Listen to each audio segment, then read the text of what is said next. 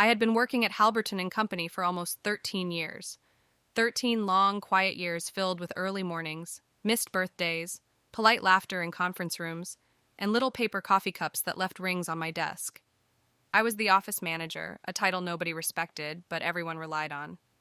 I kept things moving, organized, civil. I was never loud, never late, never emotional. I was safe, predictable, and I had over time made myself nearly invisible. But last Thursday I wore red lipstick to work. It wasn't a conscious rebellion, really. I had just woken up and felt different, lighter. The weather was changing. The tulips were blooming. My granddaughter had called me the night before to show me the superstar collage she made of me. I was smiling in every picture. Something inside me told me change was coming. That morning, Helen from HR gave me a long hug in the hallway. "I think it's your day," she whispered. She smelled like cinnamon and wore her silver hair in a tight French braid. "Don't act surprised," she added. "Everyone knows it's been coming." I didn't reply. I didn't like to hope out loud, but I had heard the whispers too, that after years of watching men with half my skill get promoted past me, it was finally going to be me. Senior Operations Director. My name had been floated in meetings. I had trained 4 people who now outranked me. It was overdue. At 4:00 p.m., the email hit everyone's inbox. "Congratulations, Meredith Hunt," it read. There was a company-wide party in the lounge. Balloons, cake, even a jazz trio from the conservatory across the street. I stood there in my navy pantsuit while people clapped and raised plastic cups to toast me. I kept waiting for the moment when I'd be called to speak. When I'd finally get the recognition I had worked my whole life for. That's when he walked in. Richard Dion, my boss. He was younger than me, early 50s maybe, but walked like a man who had never been told no. Tanned, tailored, teeth like a toothpaste commercial. He stood at the edge of the crowd and gave me a smile that didn't reach his eyes. "Can I borrow you for just a minute, Meredith?" I followed him, still smiling, my throat tight with nerves. He led me into the glass-walled conference room, shut the door, and pulled the blinds. He sat. I stood. "This isn't easy," he said, folding his hands like a priest about to give bad news. "There's no good time for this, and I know this will come as a shock, but we've decided to make some structural changes in operations. Effective today, your role has been eliminated." I stared at him confused. "Excuse me?" "You're being let go," he said. "This isn't personal, it's just business." "But I was just promoted," I whispered. "That email, a mistake," he said quickly. "That email was premature. The board decided against the promotion late last night. I was going to talk to you before it went out." Why wasn't I told sooner? There were sensitivities. He looked uncomfortable for the first time in years. "You'll get a severance package. Very generous. HR will walk you through it." I looked through the blinds at the celebration outside. My name on the banner, my cake, the applause. "I don't understand," I said, my voice shaking. "Why now? Why like this?" He stood up. "You've always been valuable, Meredith, but we're moving in a different direction. You're not part of that." He reached out a hand. I didn't take it. He left me there alone. But what Richard Dean didn't know, what no one in that room knew, was that I had already suspected something like this was coming, and I was ready. It started with the finance reports. 6 weeks before the promotion party, I noticed something off in the quarterly expenditure summaries. Nothing obvious, just numbers that didn't add up. Discrepancies between what was ordered and what was paid, consulting invoices from firms that didn't have websites or contact numbers, vendor codes I didn't recognize, and it wasn't the first time. I'd been noticing these oddities for over a year now, but they were always small enough to be waved off. "Clerical errors," Richard said. "System migration bugs, but I know accounting. I know people." These weren't mistakes. They were fingerprints. So I did something I'd never done in all my years at Halberton. I started keeping copies quietly. I printed expense reports, vendor lists, email threads, signed approvals, kept them at home in a red accordion folder labeled Christmas recipes. Every night I reviewed them. I created a spreadsheet just for myself, logging every questionable charge, every overlap, every reused vendor ID. I didn't know exactly what I was looking for yet, but I knew it would reveal itself. I didn't tell anyone, not even my daughter, especially not her. She had enough on her plate raising 2 kids on her own after that mess of a marriage ended. I wasn't going to drag her into corporate nonsense. But it was around that time I started wearing lipstick again. Started walking taller. Not because I wanted the promotion, though yes, I did. but because I had power again. Real power. The final clue came 2 weeks before the firing. A delivery came to my desk addressed to Richard. He wasn't in, so I signed for it as usual. Plain brown envelope, no return label. I wasn't going to open it, but it fell. Open when I picked it up, and what I saw froze me. Inside were scanned images of 2 passports, an international wire transfer confirmation, and a property deed in Beas. Richard's name was on all of it. He was laundering money. At least that's what it looked like. I didn't put the documents back. I scanned them, emailed them to a burner email I'd created months ago. Then I carefully resealed the package and put it on his desk just as he walked in. He didn't notice. He never noticed anything he didn't expect to see. I knew then he was preparing to leave, to disappear, maybe before the next audit, maybe before the promotion, and maybe, if he had any brains, before someone like me started asking questions. Which is why I wasn't surprised when he fired me. I just hadn't expected him to be so bold, so public. That made me think he was nervous, sloppy. And if Richard Dean was getting sloppy, that meant I was closer to something than I realized. Later that night, I poured a glass of wine and sat at my kitchen table. I opened my laptop and looked at my spreadsheet. Dozens of entries, patterns forming, shadows between numbers, and I opened a new document, titled it simply Insurance, because I wasn't going to the press. Not yet. I wasn't calling the IRS or the police, not yet. No, I was going to do something else first. I was going to watch him fall apart piece by piece. 2 days after the party, I received the severance documents by courier. A thick packet with my name misspelled on the front, and a glossy Halberton pen tucked inside like a souvenir. The kind of pen they give you at trade shows. Cheap, forgettable, empty inside. Fitting, I thought. I didn't sign. Instead, I made a call, not to a lawyer, not to the press. I called Lewis Palmer. Lewis had worked in IT for Halberton for nearly a decade before his sudden resignation last year. Rumor was he took the fall for a data breach that was never explained, and just like that, he vanished from the company directory, but he hadn't vanished from my memory. He was kind, quiet, sharp as a tack. He always helped me when our systems glitched, even when Richard insisted we log a ticket. I found him through a mutual contact on an old Facebook group for former Halberton employees. We met at a small diner just outside town, the kind with cracked vinyl booths and weak coffee. He looked thinner than I remembered, paler, but his eyes were alert.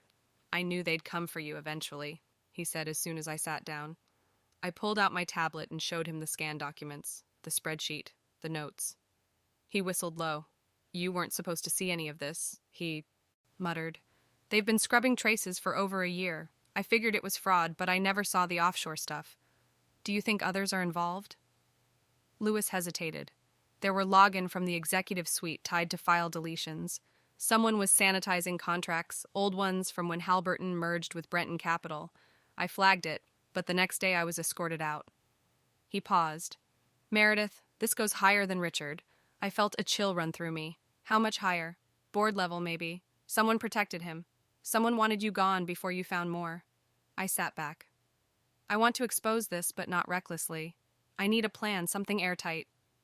Lewis nodded. I can help. I still have access to a few back doors they never closed, but if we go digging, they might notice. Let them, I said. He smiled. You've changed. No, I said I've just stopped pretending not to see. That night back at home, I opened the folder I kept behind the furnace in the laundry room. Inside were printed statements, copies of internal memos, my handwritten notes. I added the new information Lewis had given me. I started a timeline, marked every pattern, every date. I also wrote down 3 names, Richard Dane, Sylvia Voss, VP of Finance, and Charles Reddington, the board chairman. I remembered how he'd avoided eye contact at the party, how he looked away when Richard called me into the conference room. I didn't know yet who was the puppet and who was the puppeteer, but I knew this. I was not going to let them buy me off with a severance package and a fountain pen. I was going to build something far more dangerous than a press scandal. I was going to give them a choice, accountability or ruin. By the following week, I had shifted from watching to acting carefully, quietly. Lewis had set up a private network drive for me, a mirror, he called it. Any document accessed or modified in Halberton systems that matched our flagged criteria would copy automatically to a secure offline folder. It was invisible from their end, a ghost in the machine. This is risky, he warned. If they notice the traffic pattern, they'll know someone's inside, but they won't trace it to me. I said, I'm not inside anymore, remember? He gave me a look I couldn't quite read. Worry, maybe, or admiration. I didn't sleep much that week. Every few hours I checked the drive, watched it grow. New reports, deletion logs, meeting summaries. I made a habit of walking every morning, phone in hand, dictating voice notes into a private cloud folder. Details, impressions, timelines. If something happened to me, I wanted it all recorded. On Wednesday, Lewis forwarded me an internal email chain. He'd intercepted between Sylvia Voss and someone at Brenton Capital, the investment firm Halberton merged with years ago. It was short, clinical, and chilling. Clean the second quarter books. I don't want Meredith Hunt's name showing up in the audit flags. Make her disappear clean. Sent 2 weeks before the party. She'd known before the board reversed my promotion, before the email went out. They'd planned it, and worse, make her disappear clean. I stared at those words like they might rearrange themselves, but they didn't. I printed the email and tucked it in the red accordion folder. Later that night, I got a phone call from an unknown number. I almost didn't answer, but I did. "Meredith," a woman's voice said. "It's Lorna from accounting." Lorna, tall, soft-spoken, always kept to herself. She never joined office lunches, always stayed late. "I probably shouldn't be calling," she said quickly. "But I heard about what happened, and I think I have something you should see. What is it? Not over the phone. Can we meet tomorrow?" "Of course," she paused. "And Meredith, be careful. They're watching accounts again. I think they know something's wrong." The next morning, I met her in the back of a flower shop 2 towns over, pretending we were old friends browsing DAS. She handed me a flash drive wrapped in foil. I copied it before they closed my access. Vendor records, approval signatures, some deleted payment trails. "Lorna," I said quietly, "why are you doing this?" She looked at me with tears threatening to spill. "Because I saw what they did to you, and because I don't want to be next." I hugged her. She shook the whole time. At home, I opened the drive and matched her files against mine. And there it was again. Brenton Capital. Their name came up on a shell invoice that passed through Sylvia's digital signature, then bounced through 3 other fronts before landing in a fund registered in Luxembourg. They were laundering money through vendor contracts, pushing it offshore, and covering it with fake audits and staff terminations. And they'd buried me alive to keep it quiet. But now I wasn't buried. I was clawing my way up, and I had the receipts. The day after I met with Lorna, I received flowers, anonymously delivered to my doorstep. White lies, no card. I stood on the porch for a long time, the vase in my hands cold and heavy. Lilies, funeral, a threat wrapped in civility. That night, Lewis called. His voice was tighter than usual.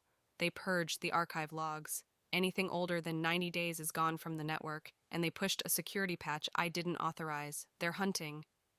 I closed the blinds in my living room. Do they know it's us? They suspect someone. Might think it's internal, but it's only a matter of time. I knew we had to accelerate. The next morning, I emailed a woman I hadn't spoken to in 6 years, Deborah Page, an old friend from community college who had become an investigative journalist for the Courier-Ledger. We'd lost touch after our husbands passed. Hers from pancreatic cancer, mine in a car accident. She'd always had a nose for scandal and a spine of steel. The subject line was simple. "Deb need to meet. Urgent, no names in reply." She responded within an hour. We agreed to meet at an abandoned rest stop just off the old interstate, somewhere neither of us would be seen. When she stepped out of her car, I saw her expression shift from curiosity to alarm. "You look like someone's shadowing you," she said quietly. "They might be over black coffee and the sound of cicadas." I told her everything. Not names yet, but patterns, documents, timelines, the way I'd been cut loose, the email Sylvia had sent, the silent complicity of the board. Deborah listened without interruption, eyes sharp, fingers poised over a small notebook she barely wrote in.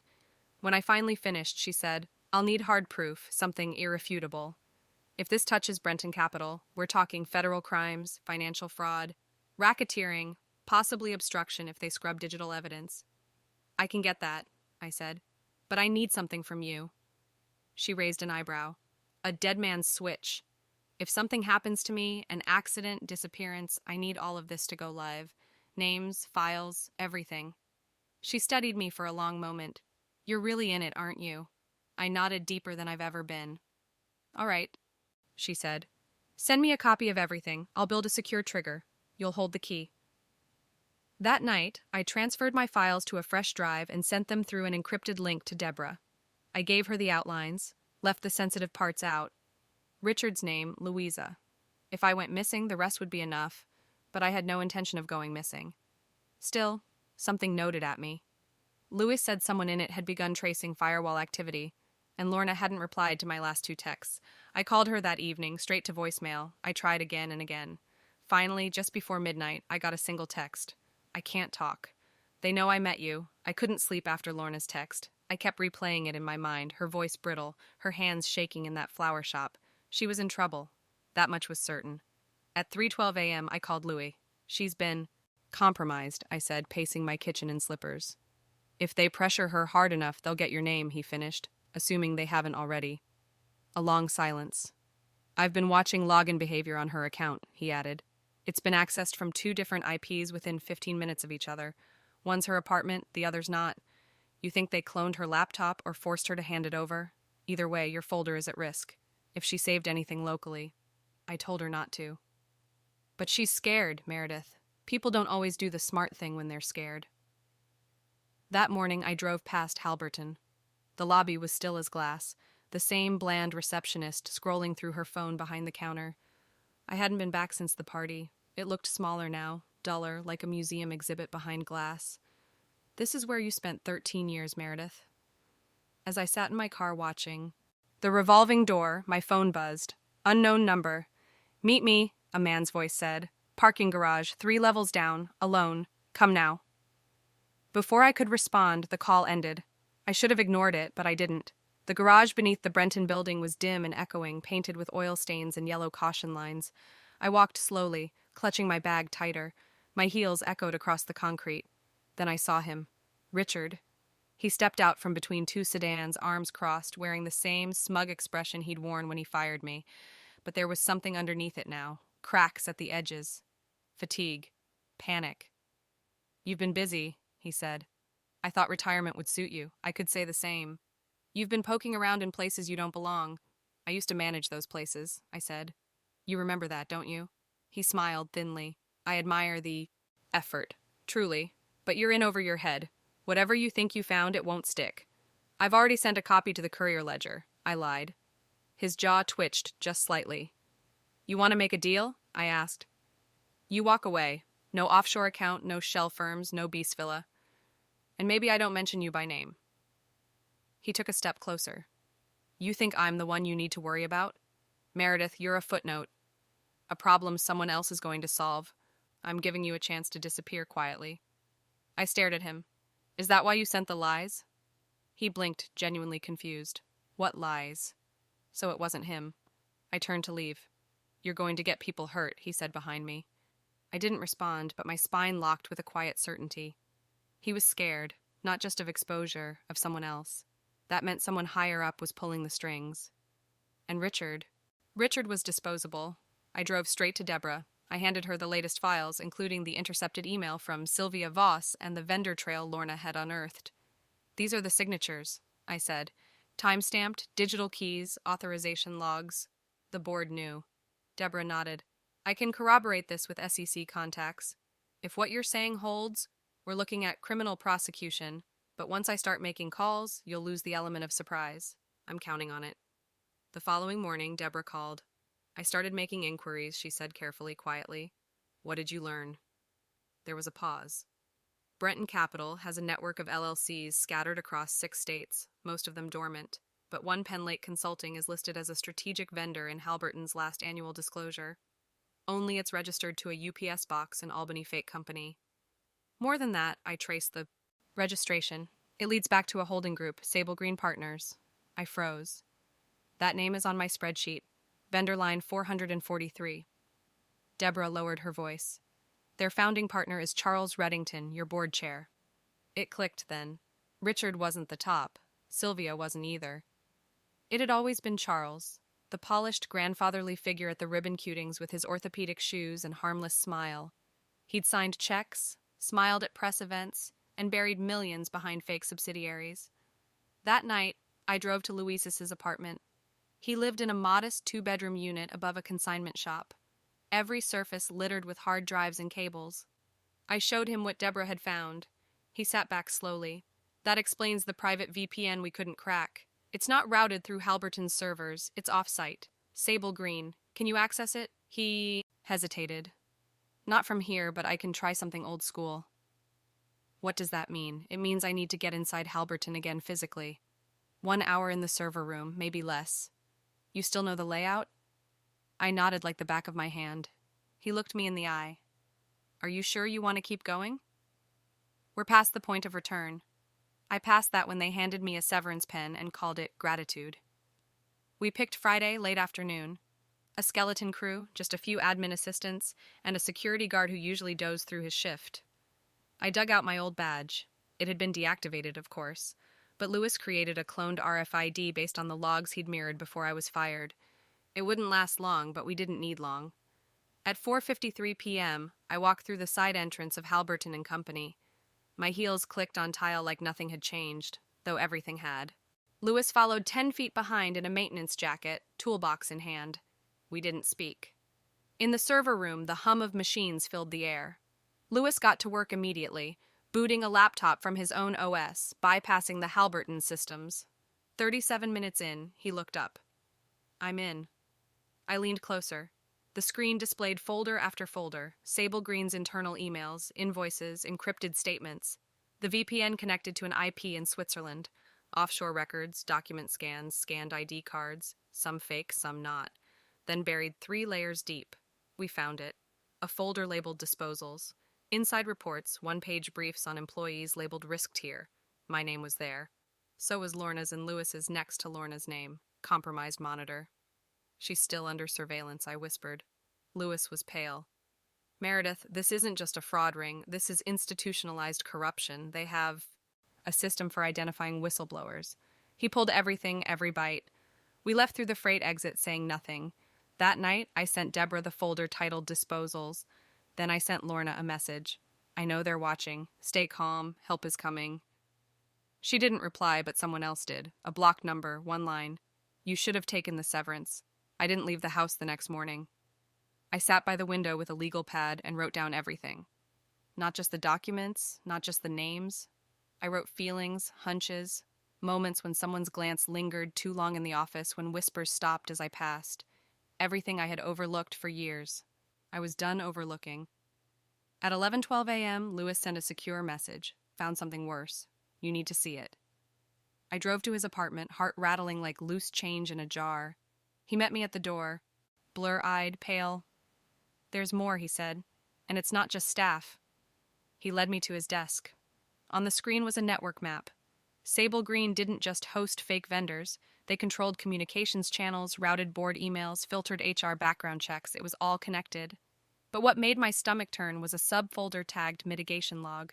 Inside surveillance notes, photos of me entering Deborah's building, a timestamp of my meeting with Lorna, GPS tracking data, my car, dozens of notes in sterile language, subject M, Hunt, contact W. Dia confirmed, risk level elevated. Subject L. Simmons, non-operative, possible leverage, NIS's tuition, subject L. Palmer, technical breach identified, temporary delay advised. I turned to Louises. They've been watching us in real time. He nodded, and not just us. There are files on 2 whistleblowers from years ago, both dead. One rule day. Suicide, the other a hiking accident. Disposals, I whispered. It wasn't just about jobs. He clicked one more folder, recordings, phone taps. I recognized my own voice, a voicemail I'd left for Deborah. That's illegal, I said flatly. And that won't stop them, Lewis replied. That night I packed a go bag just in case. I hid copies of the full file in 3 separate places, a USB drive in the kitchen flour tin, a cloud backup linked to my niece's email account in Idaho, and one last hard copy mailed to an anonymous P.O. box Deborah set up in D.C. Then I did something I never thought I would. I drove to Lorna's apartment. Her car was there, lights on inside. I knocked. No answer. I called her name. Still nothing. The super let me in. She's been late on rent, he mumbled. Seemed scared lately. I found her in the bathroom, alive, barely. A bottle of sleeping pills. Spilled beside her. The paramedics got there in time. They said it was close. She was unconscious, but stable. I followed her to the hospital and stayed the night outside her room. I didn't sleep. The next morning, Deborah called. They know, she said. I don't know how, but they know I'm publishing. You sent them the story. I sent questions for a chance to comment, standard procedure. And now I've received 2 threats in 24 hours. One from a block number, one from someone calling himself a legal advisor for Sable Green. They told me to drop the story or risk severe civil consequence. I laughed, bitter. They're panicking. They should be, she said, because I'm not dropping it. The story goes live in 3 days. I looked down the hallway at Lorna's door. Machines beeped steadily. A nurse wrote something on a clipboard. I watched her for a long time. Then I said, "Tell them to make room on that front page. I'm giving you something more." I never imagined telling my story would feel like walking into a fire. Deborah arrived that Sunday morning with a voice recorder, 2 lattes, and a look of quiet defiance. "We run Wednesday," she said. "National syndication. I need your voice on tape. No aliases, no fiction." I nodded. "You'll have it." We sat at my kitchen table, me in my old knit cardigan, her in a leather jacket she'd had since college, and I began. I told her about the promotion that wasn't, about the severance pen, about Richard's smile that didn't reach his eyes. I walked her through the red accordion folder, the burner email, the spreadsheet hidden behind a cookie recipe label, the way it all slowly revealed itself, like watching mold creep across a ceiling you didn't know was there until the plaster collapsed. "I wasn't looking to blow anything up," I said. "I just wanted someone to tell the truth mattered." She asked questions about the vendor logs, about the bysteed, about the lies, about the night I found Lorna. I gave her everything. My voice didn't shake. My hands did. When we finished, Deborah pressed pause and said, "You know they'll come for you when this goes live. They already have. And you still want to go on record? Not want, need. If I don't, someone like me will get buried next." She looked at me for a long time. I hope I'm half as brave when it's my turn. That night, I texted Louis. "Make sure your backups are clean. They'll come for your system first." He replied with a single checkmark emoji. It was his way of saying done. Monday, I received a certified letter from a law firm in Manhattan, a cease and desist, demanding I withdraw defamatory allegations against Charles Reddington and his wholly lawful holding, Enterprise. The language was slick, aggressive, and unmistakably desperate. I scanned it, sent it to Deborah. She responded, "Perfect. We're framing it in the article." Tuesday morning, Laura opened her eyes for the first time. I was in the room. She blinked, then turned her head slowly toward me. Her voice was barely audible. "Did you stop them?" I squeezed her hand. "Not yet, but we will." Later that day, a black sedan followed me for 6 miles. I didn't panic. Instead, I parked in front of a police station and walked in with a copy of the disposals folder. I didn't make a report. I didn't ask for help. I just handed it to the duty sergeant and said, "I think this involves multiple felonies. Please pass it to someone you trust." His eyes widened. "Do you have a name?" "Yes," I said. "Meredith Hunt." By nightfall, Deborah sent a preview of the article, "The Price of Silence," inside a Corporate Web of Fraud, Surveillance, and Threats by Deborah Page, with testimony and documents provided by Meredith Hunt, former operations manager at Halberton and Company. On the final page was my photo. No glamour, just me, tired, honest, unblinking. I clicked send. At 4:11 a.m., the story went live and then the phone rang. Blocked number again. This time I picked up. A calm voice said, "You've made a very costly mistake, Mrs. Hunt." I paused. Then I said, "So did you." And I hung up. The morning after the article dropped, my street was quiet, suspiciously so. No delivery vans, no joggers, just early sun and silence. I poured my coffee and turned on the news. There I was, my name, my face. Headlines crawling across the bottom of the screen. Whistleblower expose fraud scheme at Halberton and Company. SEC launches immediate probe into Sable Green Holdings. Former employee linked to alleged cover-up found in critical condition. They showed clips from Deborah's article, footage of Charles Reddington at a gala 2 months ago smiling beside a senator. Then came the subpoenas issued overnight. The Department of Justice confirmed they'd opened an official investigation into financial misconduct, wire fraud, and obstruction. By noon, my inbox had over 500 unread messages. Reporters, activists, former employees, even strangers. Some offered thanks, others sent more information. I didn't reply to most, but one caught my eye. Subject, you were right. It was from someone using a masked email address, but the signature at the bottom, Sylvia Voss. I should have come forward. I stayed silent. I was scared, and now I'm exposed. I don't ask for forgiveness, but I can give you what you need to bury him. Attached is a log. He made me keep it. Use it. The attachment was a journal, dated, annotated, pages of notes about hush payments, fake audits. It even included internal memoranda from Breton digitally signed. It was the nail in the coffin. I forwarded it to Deborah and 2 copies, one for the DOJ, one for the IRS office. The original I hid in a safe deposit box under my niece's name. Lorna woke up the next afternoon. Weak but aware, I sat beside her hospital bed as she scrolled through the news on her tablet. "You did it," she said, barely above a whisper. "We did," I replied. "But it's not over." She looked at me, eyes shining with something new. "Strength. When I get out of here, I want to speak on the record." I nodded. "Then we'll do it together." By Thursday, Halberton's board announced a full internal review. Richard Dane was officially terminated. Sylvia Voss resigned. Readington, he vanished, literally. The FBI issued a public request for assistance in locating him. Rumors said he'd flown to Zurich 2 days before the article dropped, but he'd left behind everything, his paper trail, his deals, and a network now unraveling. I'd sent the last of it, Sylvia's log, the disposals folder, Lewis's server maps to the state attorney's office. A task force was formed. Lewis disappeared for a while, not out of fear, but to protect what mattered. He wiped every trace of his activity, encrypted everything again, and moved back in with his sister upstate. He still sends me encrypted texts, just emojis now. A flashlight, a lock, a mountain, our strange language of survival. I declined interviews mostly. But I did sit with Deborah one last time for a follow-up piece. This one wasn't about fraud or crime. It was about resilience. It was about a woman who spent 13 years in silence and finally spoke even when the price of speaking was fear. I ended the interview with this. They thought I was just the office manager, someone who kept paper clips in line and coffee stocked. But I was watching. I remembered everything. I didn't burn the place down. I just flipped on the lights. 3 weeks later, I received another package on my porch. Inside, another bouquet of lies. But this time, there was a note. Well played.